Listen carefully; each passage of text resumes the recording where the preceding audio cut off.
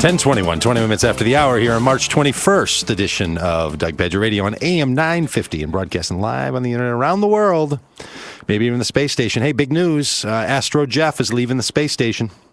He's heading home. My Twitter buddy in space. You can't talk to your friends I need a new one. anymore. I can't talk to my friends in space anymore, and I don't know what I'm going to do about that. I'm going to pick up a new one. I hope a new space station resident picks up on the twittering. Hey, so I said that I was going to have a little confession here in this segment. Dun, dun, dun. And here's my confession. I have an extreme bias that causes me to behave in ways that I'm not happy with when it comes to people whom I perceive to be wealthy cutting in front of me on the highway. Yep. Yep. Oh, it's funny because it's true. I'm telling you, it is. So I live in Minneapolis, and when I'm going east toward Minneapolis from my house, I drive on a highway called Highway 62. It's often called the Crosstown. And the Crosstown Highway and Interstate 35 are in the middle of the largest reconstruction of a highway interchange in Minnesota history. Something that I remember hearing about when I was 8 or 9 years old from my dad. So that's going back like 35 years they've been thinking about changing this highway, right? Well, they're now doing it, and they've been at it for 2 or 3 years or 4 years. I mean, they've been at it for a long time. And so the road that I take going east, where it's going to intersect with 35, works down to one lane.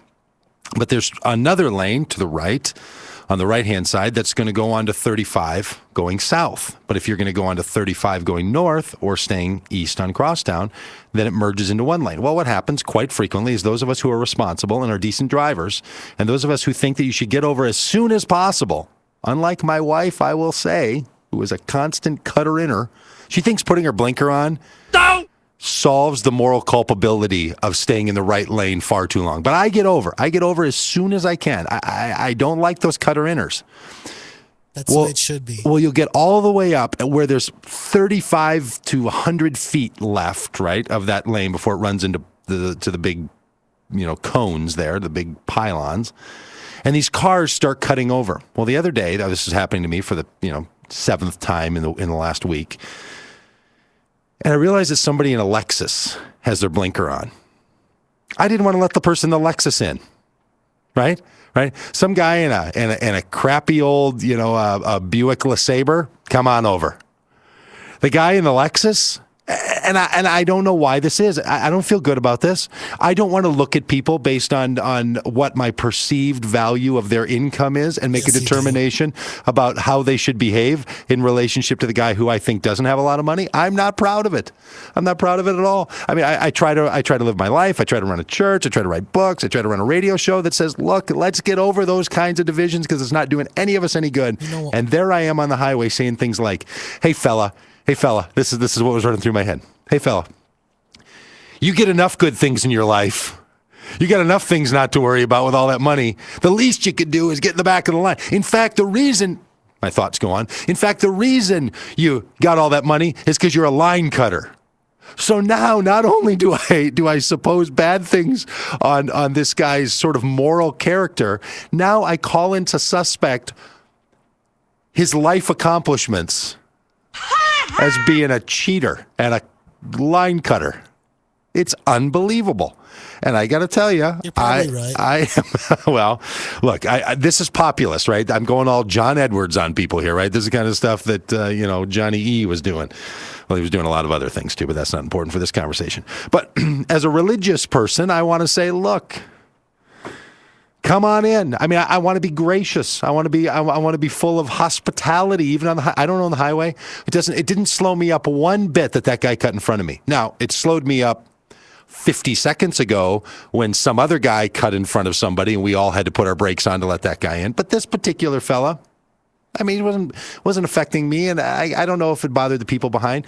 What bothered me was that I was bothered by the fact that he's driving around like a rich guy in a Lexus. I don't even know if he's a rich guy. It could be that there's a lot of reasons somebody drives a $70,000 car, which gets me to today. I came wheeling up to the station today driving a Land Rover, not a Range Rover that anybody can buy, a Land Rover. Okay, this Land Rover, I don't know. It's worth more money than people's houses, many people's houses, right? Like in Minneapolis, I think I could buy more houses than I could buy Land Rovers for the same amount of money. Right? That's incredible. So my buddy's going out of town, and we are down to one car because I drove an old van and the transmission went out. And so anyway, we're stuck with one car in between Shelly and I, and it's killing me, you know? So friend's going out of town, and he said, hey, you want to borrow my car? Sure. What do you got? A Land Rover. Holy moly. You know what I'm going to do? I'm going to drive down Crosstown. I'm going to go right up to that spot there where the lane ends. I'm going to put my blinker on. I might not even put my blinker on. I might just cut over. Don't be a jerk. But see what I'll be doing is I will be confirming in people's minds, right, my bias. So I start thinking this kind of stuff, like how this deep sense that I have about like it's fair to treat wealthy people badly. It's just crazy, Like crazy you said, of they me. get enough breaks in their life. I am not happy with myself. I am not happy with myself at all. So for the next 5 days, I'm going to drive around presenting like a rich guy. And I want to see how people treat me. I'm going to see if people treat me differently on the highway, driving around in I don't know what this car's worth, 70 grand, 100 grand, 140 grand? What are these things worth? This car is so impressive. I mean, honestly, it's got leather seats and it's got all these, you know, the car has a hydraulic system that if you're going, you know, around in the bush, because these are full-on all-terrain vehicles, it will lower a foot. The suspension will drop down a foot so you could get underneath like a limb. Yep. You drop all that money so you can take it off into the Minnesota bush, dog. Go ahead and do it. My buddy said, I said, why would you ever want to lower it? He said, well, if you have to pull into a parking garage and you raise it up in case you have to go. So the thing can go up and down. And among the more impressive features on this, I mean, this is an accomplishment, this car, right? It's not the person who drives it as an accomplishment, but the design and the features on it. The windshield wiper blades, turn on and off based on the amount of water that hits the windshield. There's a water sensor. They're automatic. Not automatic like turn them on and then they're pacing out every 3 seconds. Automatic depending on how much water hits the windshield. I want it to rain this weekend just so I can have that experience. I mean, this car is unbelievable. And the irony that this week I was confessing to myself my bigotry against people who drive expensive cars and the way they drive. What do I end up, my buddy offering for me to drive for 5 days? The creme de la creme of the wealthy cars. A Land Rover. I mean, every person that looks over at me, I've been driving it now this morning, drove it around, people that look over, they give me that look. Even the guys in the Lexus, like, oh boy, look at this guy. Look at this fella. Because it's got all that, that prestige to it, right? It's the finest of the finest. That's what you want to call it. And now I'm the guy.